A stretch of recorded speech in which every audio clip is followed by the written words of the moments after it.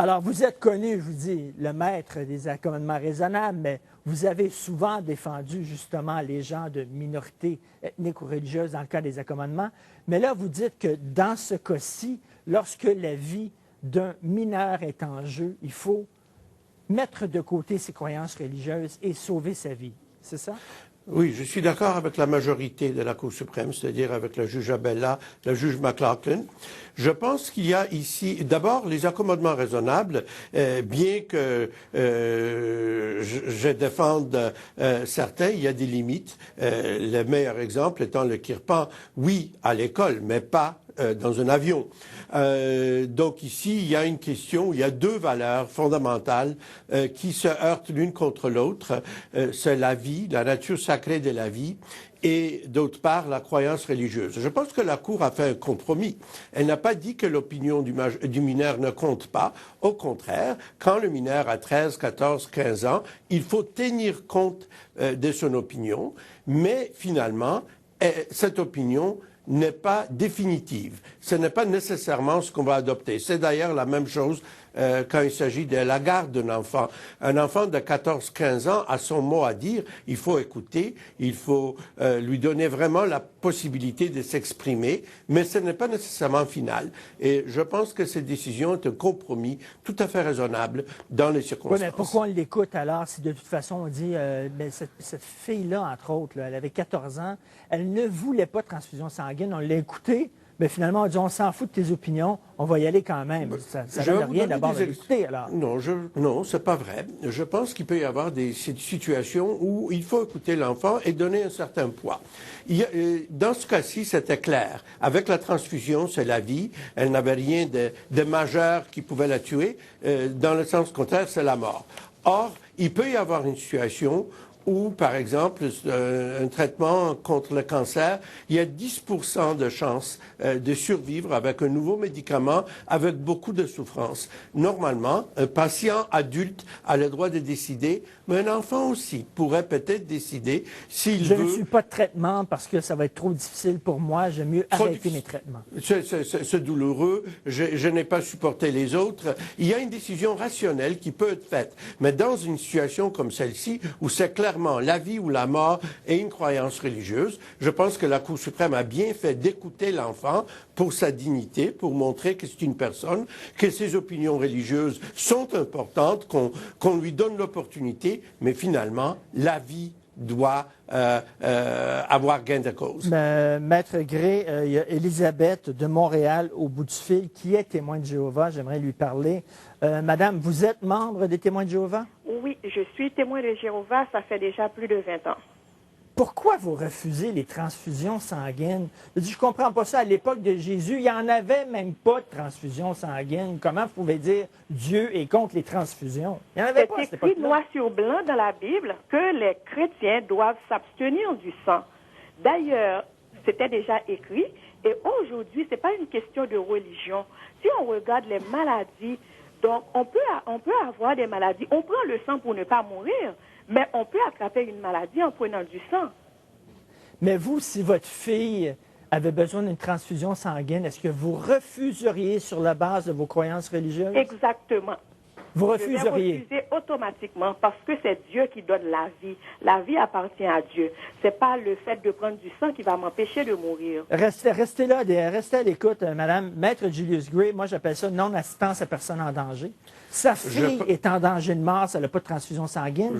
Et cette dame-là dit, je ne veux pas qu'elle ait de transfusion sanguine. Est-ce que c'est un geste criminel qu'elle est en train de poser? J'ai énormément de respect pour sa position. Il faut se souvenir que la Cour suprême a dit que dans les cas de majeurs, certainement, il faut respecter leur point de vue. Mais s'il s'agit d'un enfant de 3, 4, 5, 6 ans, avec tout le respect que l'on doit aux témoins de Jéhovah, je ne pourrais pas m'amener à sacrifier une vie humaine. Élisabeth, vous êtes toujours là? Oui. Vous préféreriez que votre fille meure plutôt qu'elle reçoive du sang par transfusion?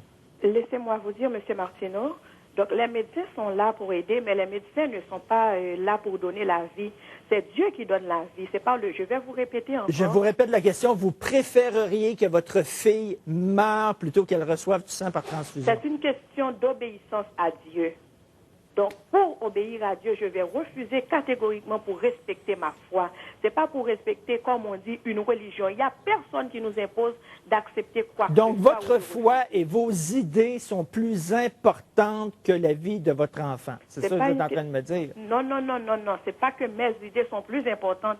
De même qu'on demande à un parent de signer pour un enfant mineur, je pense qu'en tant que mère, c'est ma responsabilité de décider pour un enfant qui est mineur, qui n'est pas capable de prendre de décision. Maître Gray, vous dites, je respecte les opinions de madame. Bon, vous êtes avocat, mais je m'excuse, mais il y a des... Faut-tu vraiment respecter toutes les opinions sous prétexte que c'est la religion, donc il faut... Je veux dire, il y a des choses dans la religion qui sont imbéciles. Mais il y a une différence entre respecter et exaucer.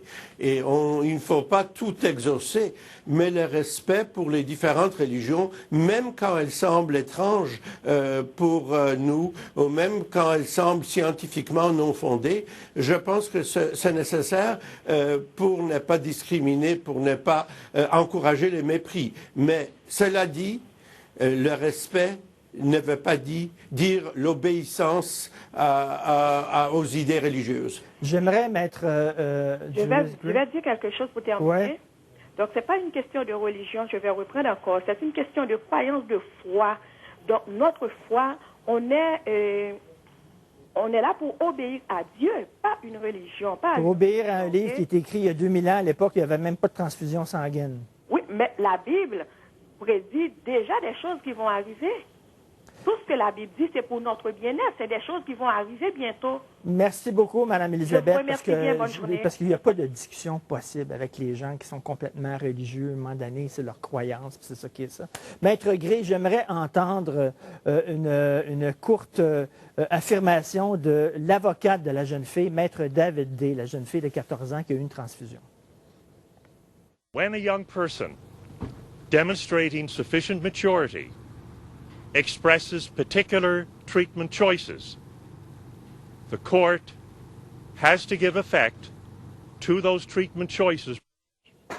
Maître Gray, lorsque une jeune fille de 14 ans démontre une maturité suffisante, il faut l'écouter. Comment on mesure la maturité d'une personne de 14-15 ans? Ça, c'est un choix que les tribunaux font dans plusieurs cas. Comment est-ce qu'on mesure la maturité d'un mineur dans un cas de garde d'enfant pour savoir si vraiment le désir de vivre avec le père ou la mère est le fruit d'une pensée mûre ou plutôt une caprice. Dans plusieurs cas, il faut évaluer, par exemple, si un adulte est suffisamment mature pour administrer ses propres biens. Bien sûr, il y a des erreurs et ce sont des jugements un peu subjectifs. Oui. Qu'on ne peut pas s'empêcher de porter. Au bout du fil, on a de Trois-Rivières, Marie-France, qui est une ancienne témoin de Jéhovah. Bonjour, Marie-France. Bonjour. Lorsque vous entendez tantôt la dame qui dit que je préfère que ma fille meure plutôt qu'aller à l'encontre de mes croyances, c'est épouvantable.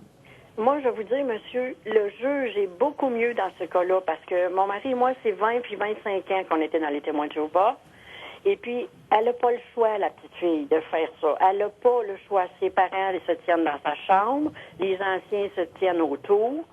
Puis, elle ne décide pas de son plein gré parce qu'elle connaît personne d'autre en dehors qui est témoin de Jéhovah. Ben c'est ça, elle a de la pression de toute sa famille puis tout ça. Comment on peut dire que c'est elle qui décide de son plein gré? Maître Julius Gray, c'est une sacrée bonne question, ça. On va dire, oui, elle a 14 ans, elle a décidé de son plein gré. C'est une excellente question. Ça se pose également dans les cas de voile et tout ça. Qu'est-ce que la décision, quelle partie de la décision est personnelle et autre? Elle en a pas, monsieur.